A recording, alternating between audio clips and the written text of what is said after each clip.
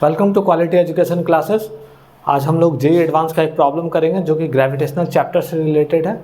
सब basic information इस problem का मैं ऑलरेडी बोर्ड पर लिख रखा हूँ और आइए इस प्रॉब्लम को हम लोग देखते हैं कैसे सॉल्व करेंगे। तो ये इस क्वेश्चन के माध्यम से हम लोग अपना कॉन्सेप्ट भी बिल्ड करेंगे। सबसे पहली बात है कि एक हैवीली मास बॉडी है m है और दो पॉइंट मास बॉडी है। वो दोनों पॉइंट मास बॉडी जो है वो रिजिड रॉड से कनेक्टेड है, लेकिन वो रॉड जो है हमारा मासलेस है। तो होगा क्या कि ये हेवनली मास बॉडी इसको अट्रैक्ट करेगा, क्योंकि न्यूटन्स लॉज ऑफ ग्रेविटेशन जो होता है, दुनिया में कोई भी ऑब्जेक्ट, सभी ऑब्जेक्ट एक दूसरे को अट्रैक्ट कर रहे हैं। तो यहाँ पर हेवनली मास बॉडी जो है इनको अट्रैक्ट करेगा। जब अट्रैक्ट करेगा तो यहाँ पर क्वेश्चन में लिखा हुआ है फ्री टू मूव, मतलब ये जो ऑब्जेक्ट है हमारा, ये जो पूरा सेटअप है, ये इस डायरेक्शन में मूव करेगा। अभी क्या है कि इस पॉइंट मास को ये पॉइंट मास से डिस्टेंस दे रखा है 3l और दोनों पॉइंट मास के बीच में डिस्टेंस है वो l है। तो यहाँ पर केवल ओनली ग्रेविटेशनल इंटरैक्शन चल रहा है।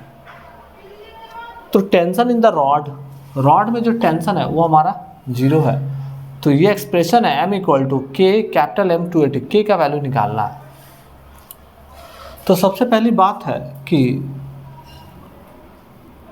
ये मास जो है अगर इस वाले मास को अट्रैक्ट करता है तो क्या होगा, वहाँ पर इक्वेशन क्या लिखेंगे, तो Gm बाई यहाँ से इनके बीच की दूरी कितना है 3l का होल स्क्वायर। अब एक चीज़ और आप बात कीजिए कि जब ये वाला पॉइंट मास इस मास बॉडी के द्वारा इस डायरेक्शन में अट्रैक्ट हो रहा है तो ये पॉइंट मास इसको इस डायरेक्शन में अट्रैक्ट करेगा। तो जब ये वाला पॉइंट मास इसको इस डायरेक्शन में अट्रैक्ट करेगा तो आप बता सकते हैं कितना फोर्स लगेगा उस पर, Gm/L²। तो ओवरऑल अगर इसका और इसका इंटरैक्शन मैं चेक करता हूँ, एक point mass nearest point mass जो है उनका इंटरैक्शन हैवली बॉडी से चेक करता हूँ, तो हैवली बॉडी इसे खींचेंगे इस डायरेक्शन में और ये वाला बॉडी जो है पॉइंट मास इसको खींचेगा इस डायरेक्शन में। तो ऑब्वियसली ये जो मास बॉडी है ये लाइट बॉडी को इधर की ओर मूव करेगा, फ्री टू मूव है, तो ये इधर की ओर अट्रैक्ट करेगा, तो सम एक्सेलेरेशन होगा पूरा सिस्टम का। तो यहाँ पर हम लोग एक इक्वेशन लिख सकते हैं, क्या लिख सकते हैं, minus Gm/L² equal to mass into acceleration. मैंने क्या कहा कि हम लोग यहाँ पर न्यूटन सेकंड लॉ अप्लाई कर रहे हैं। तो न्यूटन सेकंड लॉ बोलता है कि net force equal to mass into acceleration.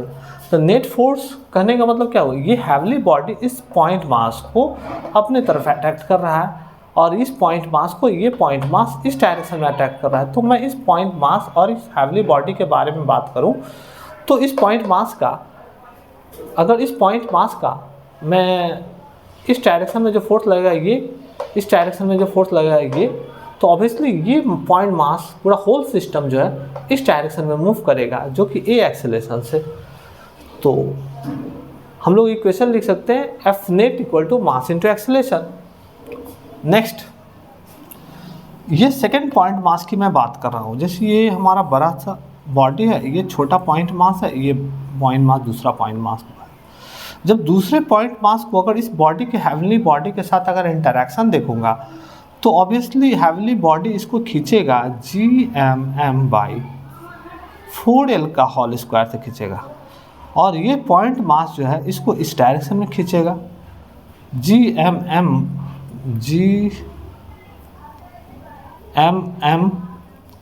By what, ये वाला हमारा इसको खींचेगा किस डायरेक्शन में, इस डायरेक्शन, Gm/L²। यहाँ पर स्मॉल m होगा, ठीक है।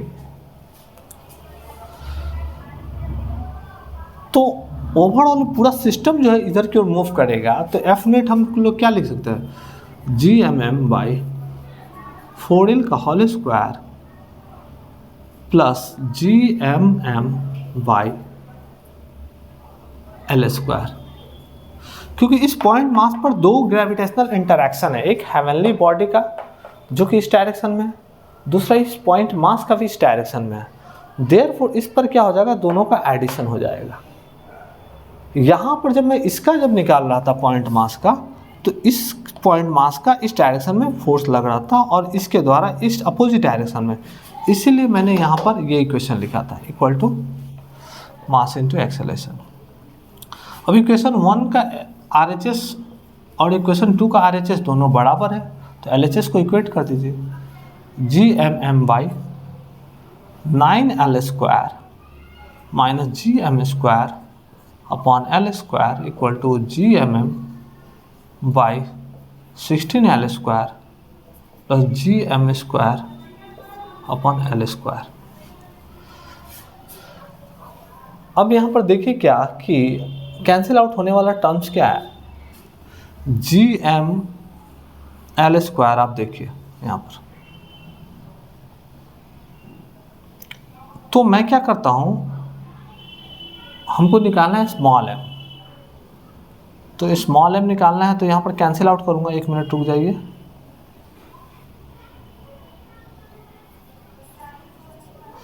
पहले G से G कैंसिल आउट कर देता हूँ,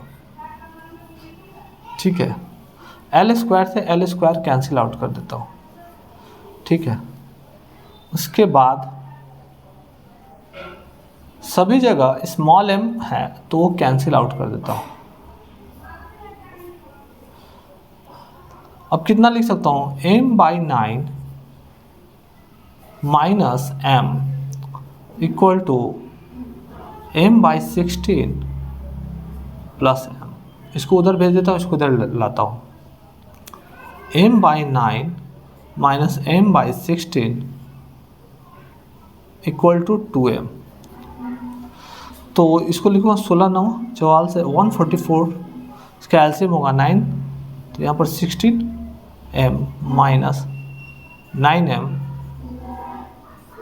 इक्वल टू 2m। 16 में से 9 जाएगा 7m upon 144 equal to 2m। तो m इक्वल टू हमारा क्या आ गया, 7m बाई 288। आप इसको m equal to 7m by 288 को आप इक्वेट कर सकते हैं इसके साथ, गिवन एक्सप्रेशन के साथ, तो km बाई 288। तो यहाँ पर m बाई 288 तो है, तो k का वैल्यू क्या हो जाएगा, k equal to 7। That is the correct answer. तो मैंने क्या किया कि न्यूटन लॉज ऑफ ग्रेविटेशन का एप्लीकेशन यूज़ किया और न्यूटन सेकंड लॉ के साथ उसको अप्लाई किया। तो न्यूटन सेकंड लॉ का F net equal to mass into acceleration, F net equal to mass into दोनों साइड RHS बराबर था, इसलिए LHS को इक्वेट किया और सिंप्लीफाई किया इस इक्वेशन को, और हम लोग ने डिज़ायर्ड रिजल्ट प्राप्त किया। तो मेन क्या था, इसका फ्री बॉडी डायग्राम आपको अगर समझ में आ रहा होगा कि इस पॉइंट मास पर, ये वाला पॉइंट मास पर इसके द्वारा इस डायरेक्शन में फोर्स लग रहा है और इसके द्वारा इस डायरेक्शन में फोर्स लग रहा है, इसीलिए मैंने F नेट इक्वल टू इतना माइनस इतना इक्वल टू इधर लिखा। लेकिन इस पॉइंट मास को दोनों फोर्स सेम ही डायरेक्शन में एक्ट कर रहा है, that's why we add the net force equal to mass into acceleration. तो इसी तरह से हम लोग बेसिक कॉन्सेप्ट को अपने चैनल पर डिस्कस करते रहेंगे। हमारे चैनल को आप लोग लाइक कीजिए, सब्सक्राइब कीजिए। मिलते हैं नेक्स्ट वीडियो में। थैंक यू, धन्यवाद।